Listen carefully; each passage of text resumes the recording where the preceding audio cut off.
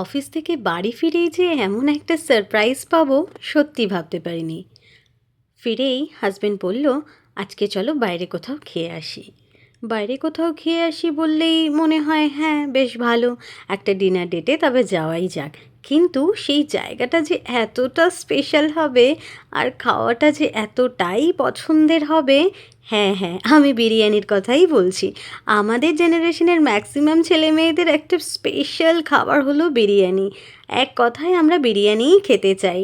তো যাই হোক, কথা বলতে বলতে হাওয়া খেতে খেতে পৌঁছে গেছি আরসালানের সামনে। এবার শুধুই অপেক্ষার অবসান ঘটার পালা।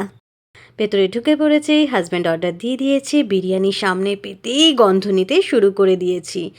আর সামনে প্রিয় খাবার আর সামনে পছন্দের মানুষ, অপেক্ষা আর করাই যাচ্ছে না।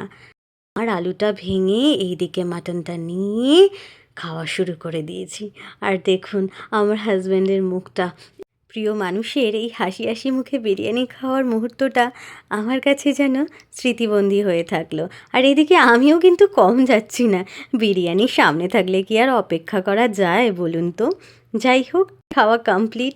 এবার ওই সবশেষে মুড়িটা একদমই ছাড়া যায় না, সেটাও খেয়ে নিয়েছি। এবার বাড়ি ফেরার পালা। আচ্ছা, আমাদের মতো আপনারা কারা কারা বিরিয়ানির জন্য পাগল একটু কমেন্টে জানিয়ে যাবেন কেমন। বাড়ি ফেরার সময় মন আর পেট এতটাই খুশি যে দুজনে বেশ পাখানি করতে করতে, আর এই রাতের সুন্দর হাওয়াটা, সেটা যে কী সুন্দর লাগছিল, কি দারুণ একটা অনুভূতি, কি বলবো। তো যাই হোক, এই পাগলামির সাথে রাতের ড্রাইভটা অসাধারণ ছিল।